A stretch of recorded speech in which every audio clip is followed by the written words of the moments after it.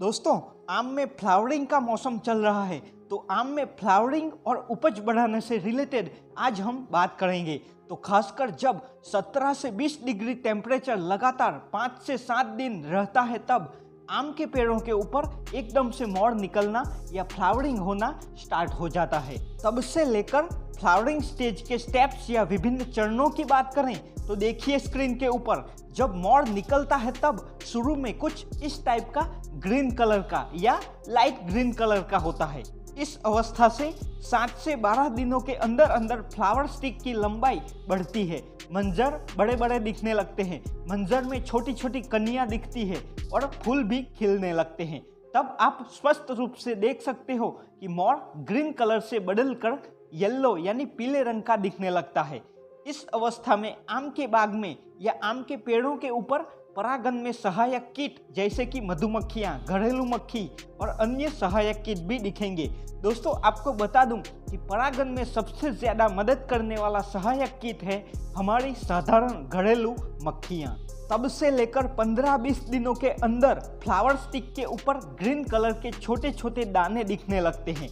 आम के दानों की इस अवस्था को पिन हेड स्टेज भी कहा जाता है। पिन हेड यानी पिन का जो सिरा होता है ना, उस साइज का फल, जिसे सरल भाषा में सरसों के दानों की साइज वाली अवस्था भी बोला जाता है।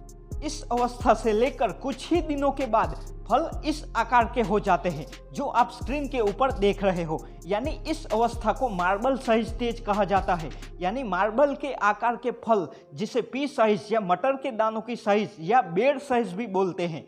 देखिए इसे, इस मार्बल अवस्था तक गुच्छों में जितने फल आकार लेने होते हैं वो ले लेंगे, बाकी के सारे फूल सूखकर ब्राउन या काला होकर गिर जाएंगे और आखिर में गुच्छों में सिर्फ कुछ दाने ही बचेंगे जो आगे चलकर फल में परिवर्तित होने वाले हैं।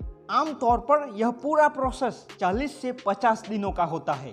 यह तो बात हुई आम में फूल निकलने से लेकर फल बनने तक के चरणों की, लेकिन यह 40-50 दिन आम की खेती करने वाले किसानों के लिए बड़ी चुनौती भरे होते हैं और बागवानों में काफ़ी कंफ्यूजन भी रहता है कि फूल फलों को कैसे बचाएं, सर्दियों में पौधों की या मंजरों की रक्षा कैसे करें, यानी ज़्यादा से ज़्यादा उपज प्राप्त करने के लिए क्या करें, फूल फलों का झड़ना, कीट रोग, दवाइयाँ, सिंचाई, सब कुछ जानेंगे इस वीडियो में। तो नमस्कार दोस्तों, मेरा नाम है मयूर और फार्मिंग टेक चैनल में आपका स्वागत है। और नए मेहमानों से रिक्वेस्ट है कि खेतीबाड़ी से जुड़ी नई नई जानकारियां पाने के लिए हमारे चैनल को सब्सक्राइब करके पास वाले बेल बटन को भी दबा दीजिए, ताकि हमारे आने वाले हर वीडियो की नोटिफिकेशंस आपको सबसे पहले मिलती रहे। सबसे पहले तो हम बात कर लेते हैं सिंचाई यानी पानी की, जिसके बारे में बहुत सारे किसानों के कमेंट्स और मैसेजेस आते रहते हैं। तो यहाँ पर बात हो रही है सिर्फ उपज दे रहे पौधों की। ओके, तो उपज दे रहे आम के बागों में पेड़ों के ऊपर मंजर आ जाने के 1.5 से 2 महीने पहले से ही सिंचाई को रोक देना चाहिए या सिंचाई बंद कर देनी चाहिए, क्योंकि फ्लावरिंग से ठीक पहले वाले स्टेज में पानी देने से पौधे वानस्पतिक वृद्धि पकड़ लेंगे, नई पत्तियां निकलने लगेंगी, जिससे फ्लावरिंग कम होगी, क्योंकि आम में फ्लावरिंग पुरानी मैच्योर शाखाओं के ऊपर ही होता है। ओके, तो सिंचाई कब करें? तो जब पेड़ों के ऊपर आम के फल मटर के दानों की या उससे थोड़ी बड़े साइज के हो जाए तब हल्की सिंचाई कर देनी चाहिए या कर सकते हो। तब से लेकर रिक्वायरमेंट के अनुसार रेगुलर हल्की सिंचाई कर सकते हो। मिट्टी में हल्की नमी जरूर बनाए रखें, जिससे मिट्टी में पड़े पोषक तत्व घुलकर पौधों को आसानी से मिलते रहे और गर्मी बढ़ने से पौधों में स्ट्रेस न आए। ऐसा करने से फलों के आकार और गुणवत्ता में वृद्धि होती है और पौधे भी स्वस्थ हेल्दी रहते हैं। अब फूल निकलने से लेकर फल बनने तक के 40-50 दिनों में आने वाली चुनौतियों में सबसे मुख्य 3 चुनौतियों का सामना बागवानों को करना पड़ता है। एक कीट में है हॉपर्स यानी मधिया या मधुआ, दूसरा रोग में पाउडरी मिल्ड्यू और तीसरी चुनौती है फूल फलों का झड़ना या गिरना।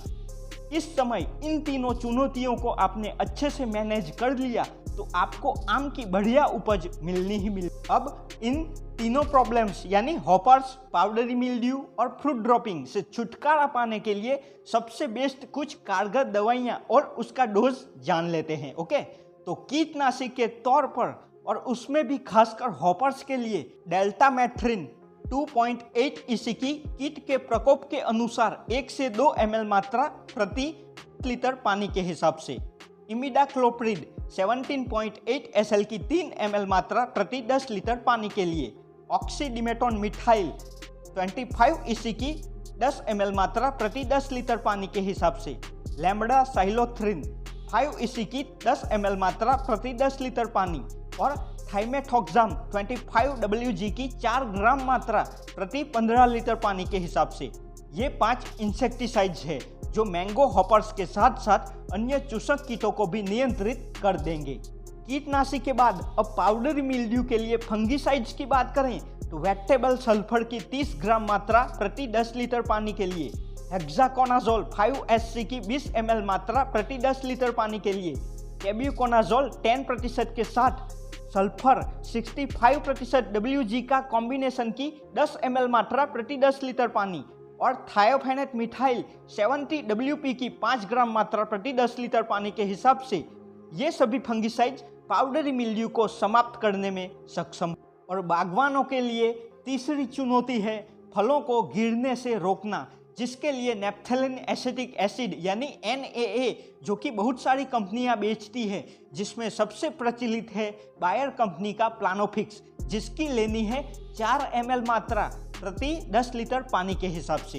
ये NAA क्या करेगा तो यह हार्मोन आम के डंठलों को मजबूत बनाता है, जिससे फलों का गिरना काफी हद तक कम हो जाता है। ऑर्गेनिक तरीके से कंट्रोल की बात करें तो लगातार नियमित अंतराल पर नीम तेल का प्रयोग करते रहने से इन कीट रोगों को पहले से ही यानी पेड़ों के ऊपर लगने से रोका जा सकता है। और अगर हॉपर्स और पाउडरी मिल्ड्यू का प्रकोप बढ़ जाए तो उसे ऑर्गेनिक तरीके से रोकना बहुत ही मुश्किल काम है, या कह लो कि हम फसल नहीं बचा पाएंगे, क्योंकि ये मेरा पर्सनल एक्सपीरियंस है। प्रकोप बढ़ जाने के बाद जब तक हम इन कीट रोगों को ऑर्गेनिक तरीके से रोकने की कोशिश करेंगे तब तक तो हमारी फसल बर्बाद हो चुकी होगी। ओके, तो ये हो गई दवाइयों की बात। तो अब जान लेते हैं कि इनका प्रयोग यानी स्प्रे की शुरुआत कब करें। तो हॉपर्स और पाउडरी मिल्ड्यू से बचाव के लिए फ्लावरिंग होने से ठीक पहले या फ्लावरिंग बड्स निकलने की शुरुआत कर रहे हो ठीक उसी समय पहला स्प्रे हो जाना चाहिए। मतलब कि फूल पूरी तरह से खिल जाने के बाद जहाँ तक स्प्रे ना हो उतना अच्छा रहेगा। तो क्या करना है, ऊपर बताए में से कोई भी एक कीटनाशी लीजिए और साथ में कोई भी एक फंगीसाइड लीजिए और ऊपर बताए डोज के मुताबिक पानी में मिलाकर पेड़ों के ऊपर स्प्रे कर दीजिए। हॉपर्स के लिए स्प्रे कर रहे हैं, इसलिए खास ध्यान दीजिएगा कि दवाई का स्प्रे पत्तियों के साथ साथ तनों के ऊपर भी करना है, ताकि कीटनाशी तनों के दरारों में छिपे हॉपर्स तक पहुंच जाए, क्योंकि बहुत सारे हॉपर्स पेड़ों के तनों की दरारों में छिपे रहते हैं। ओके, पहला स्प्रे हो जाने के बाद रेगुलर पेड़ों की बारीकी से निगरानी जरूर रखें। पहला स्प्रे होने के 15 दिनों तक तो सब कुछ ठीक रहेगा, जो होगा वो 15-20 दिनों के बाद ही होगा। अब दूसरा स्प्रे कब करें? फूलों से फल बनने वाली अवस्था यानी आम के मंजरों में फल जब सरसों के दानों की साइज के हो जाए तब। ठीक इसी समय हवामान में कोहरा भी छाया रहता है, तो यही समय होता है पाउडरी मिल्ड्यू का अटैक बढ़ने का और पेड़ों की कुछ कुछ जगहों पर आपको दिखेगा भी। तो ठीक इसी समय आप दूसरा स्प्रे कर सकते हो, जिसके लिए ऊपर बताए में से कोई भी एक कीटनाशी और एक फफूंदनाशी लेकर स्प्रे कर दीजिए, जिससे हॉपर्स और अन्य चूसक कीटों के साथ साथ पाउडरी मिल्ड्यू भी पूरी तरह से समाप्त हो जाएगा। और फलों को गिरने से बचाने के लिए साथ में इस अवस्था में स्प्रे में NAA को जरूर शामिल कीजिए। तीसरे स्प्रे की आवश्यकता पड़ सकती है तब जब पेड़ों के ऊपर फल मटर या बेर की साइज के हो जाएंगे। पहला 2 स्प्रे टाइम से हो चुका होगा तो इस समय कीटनाशी या फंगीसाइड की आवश्यकता नहीं रहेगी, लेकिन हालात कुछ भी हो सकते हैं। सो परिस्थितियों के मुताबिक बाग में देखकर फिर से कीट दिखे तो सिर्फ कोई भी एक कीटनाशी लीजिए, और फंगस या पाउडरी मिल्ड्यू दिखे तो सिर्फ ऊपर में से कोई भी एक फंगीसाइड लीजिए। जिसकी ज़रूरत है वही लीजिए, ज़रूरत ना लगे तो स्प्रे को रोककर थोड़ा पीछे तक खींचिए। ओके, इस समय भी फल झड़ने की समस्या दिखती हो तो फिर से तीसरे स्प्रे में NAA को शामिल कर सकते हो, जिससे फलों का गिरना काफ़ी हद तक कम हो जाएगा। इतना आपने मैनेज कर लिया तो आपको अच्छी उपज मिलनी ही मिलनी है। यह सब तो आप मैनेज कर लोगे, लेकिन साथ साथ कुछ पॉइंट्स के ऊपर भी ध्यान रखना ज़रूरी है, जो इस प्रकार है। दवाइयों का प्रभाव बढ़ाने के लिए हर स्प्रे में स्टिकर, स्प्रेडर यानी हमारी सरल भाषा में सिलिकॉन बेस्ड चिपकू एजेंट ज़रूर मिलाएं, जिससे महंगी दवाइयों का पूरा फायदा मिल सके।